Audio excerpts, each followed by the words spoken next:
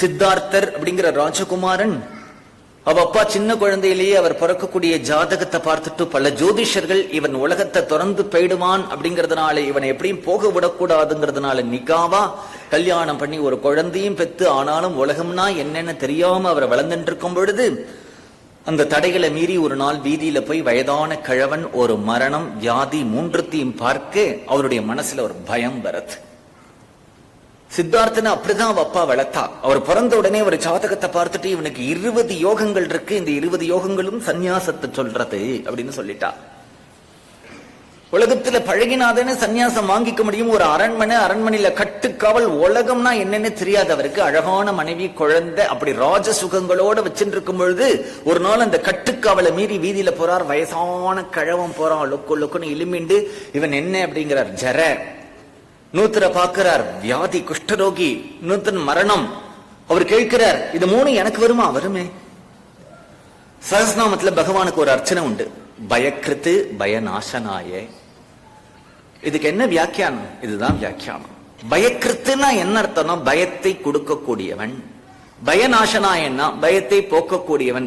எந்த பயம்னா பேய் பிசாசு பூத பயம் இல்ல, சம்சாரத்தினுடைய பயம், திருப்பி பிறக்கணுமேங்கிற பயம், கர்ப்பவாசத்தினுடைய பயம். இத்தகைய பயம் புத்தருக்கு வந்தது.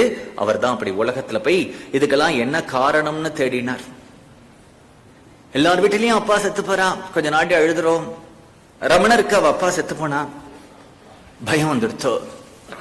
என்ன பயம் அப்படின்னா, மரணம்னா என்ன அப்படிங்கிறார். உங்க அப்பா போயிட்டாதான் படுத்துட்டு இருக்காரே அப்படிங்கிறார். இது சரீரண்டா, அப்ப எது போச்சு அப்படிங்கிறார். ஆத்மாங்கிறார். ஆத்மா எங்க போகுங்கிறார். அப்புறம் எதுக்கு கர்மா பண்றேங்கிறார். இவர் கேள்வி கேட்கறதுக்கு யாருக்கும் பதில் சொல்லல. பயம் பயம் பயம் பயம் பயம், பெரிய பயமா வந்தது, பயக்கிருத்து. அந்த பயத்தை பகவான் தான் கொடுக்கிறான். அந்த பயம் நிவர்த்தி ஆகிறதுங்கிறது மோட்சம். மாடியில போய் இந்த ரூம்ல மதுரையில போய் படுக்கிறார். எனக்கும் மரணம் வந்துடும். மரணம்னா என்ன? எங்க அப்பா மாதிரி நானும் பிராணனை ஒடுக்கி கண்ணு காது மூக்கு எல்லாம் இந்திரியங்களை ஒரு க்ஷணம் ஹிருதயத்துல ஒடுக்கினார். கட்பாங்கர் மாதிரி ஞானம் சித்திச்சது. பயநாசனாய. பிரம்மேந்திரால் திருவசனூர்ல இருந்தார். அம்மாட்ட போய் பசி அப்படின்னார். அம்மா சொன்னா, இன்னைக்கு பசி நாழி ஆகண்டா, இன்னைக்கு ஆத்துல ஒரு விசேஷம், உன்னுடைய பத்தினி இன்னைக்கு ருத்துவா இருக்கா அப்படின்னு. உடனே அந்த பசி இருக்கு, ஒரு பசி, 2 பசி, 3 பசி, 100 பசி, பசி பசி பசின்னு வந்து பசி பயத்தை உண்டு பண்ணிட்டு, இன்னைக்கு இந்த பசிக்கு நம்மளால சாதம் போட முடியலையே, அந்த பயம் தான் அவர் ஞானத்துல கொண்டு விட்டது. அப்ப சஹஸ்ரநாமத்துல பயக்கிருத்து பயநாசனாயன்னா பகவான் யார் மேல கிருப்ப பண்றானோ அவனுக்கு சம்சாரத்துல பயத்தை உண்டு பண்ணுவான். உலகத்துல நமக்கும் மரணம் வந்துருமே, அந்த பயம் வந்ததுன்னா நீ பாக்கியவான். எனக்கும் ஜர வந்துடுமே நினைச்சியானால் நீ பாக்கியவான். உனக்கும் வியாதி வந்துடுமே, அன்னைக்கே சொன்னேன், ஜரா மரண வியாதி துக்கம் விபத்து, இந்த 5 சிந்தனை பண்ணி இது வந்துடும். இந்த ஜென்மாவில இருந்து தப்பிச்சா கூட இன்னொரு ஜென்மாவில வரும். எத்தனை ஜென்மா எடுக்க போறோமோ அத்தனை ஜென்மாலையும் வரும். அது மனுஷ ஜென்மாவான்னு சொல்ல முடியாது. அழகான மனுஷ ஜென்மா கிடைச்சிருக்கு, நமக்கு சத்சங்கம் கிடைச்சிருக்கு, குரு கிருப்பை கிடைச்சிருக்கு.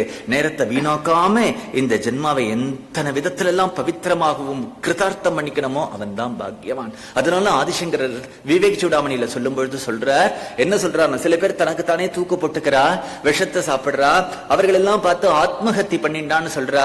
பைத்தியக்காரடா, அவெல்லாம் ஆத்மஹத்தி பண்ணிக்கல, சரீரஹத்தி தான் பண்ணிண்டா. மனுஷ ஜென்மா கிடைச்சும் குரு கிடைச்சும் ஞான உபதேசம் கிடைச்சும் பிரயத்தனப்படாம இருக்கிறவன் தாண்டா தன்னுடைய ஆத்மஹத்தி பண்ணிட்டான், தன்னுடைய ஆத்மாவுக்கு கேட தேடிக்கிறான் அப்படிலாம் சொல்றார். சதஸ்லோகி சொல்லும் பொழுது சொல்றார், மனுஷியால ஒருத்தர் பார்த்த உடனே, என்ன முன்னாடி குண்டா இருந்தலே பிழைச்சு போயிட்டலே சார் அப்படின்னு விசாரிச்சுக்கிறேளே, எலிச்சபேட்டல் குண்டாபேட்டல் என்ன ஆச்சு உங்களுக்கு அப்படிலாம் கேட்கிறீங்களே, ஏண்டா மாம்ச விசாரம் என்றே ஆத்ம விசாரம் பண்ணு அப்படிங்கிறார். நல்ல பால்யா இருக்கும்பொழுது அமெரிக்காவுக்கு போயிட்டு ஆப்பிரிக்கா போயிட்டு என் புள்ள கூப்பிட்டான், அவன் கூப்பிட்டான், இவன் கூப்பிட்டான்னு போயிட்டு அப்புறம் டாக்டர் கேன்சர்னு வியாதி வச்ச உடனே ஆத்மாவை எப்படி பிரிச்சுக்கிறதுன்னு கேட்க கூடாது. நல்ல பால்யா இருக்கும் போதெல்லாம் ஊரெல்லாம் சுத்திட்டு மரணம் வந்த உடனே ஆத்மாவையும் அனாத்மாவையும் எப்படி பிரிச்சுக்கிறது, காலம் இருக்கும் பொழுதே, யவ்வனம் இருக்கும் பொழுதே, ஆயுசு இருக்கும் பொழுதே, தெம்பு இருக்கும் போதே, நல்ல புத்தி இருக்கும் பொழுதே, ஆரோக்கியம் இருக்கும் பொழுதே பிரயத்தனம் பண்ணமே தவிர ஊரெல்லாம் சுத்திட்டு எல்லாம் பண்ணிட்டு கடைசி காலத்துல வர முடியாது.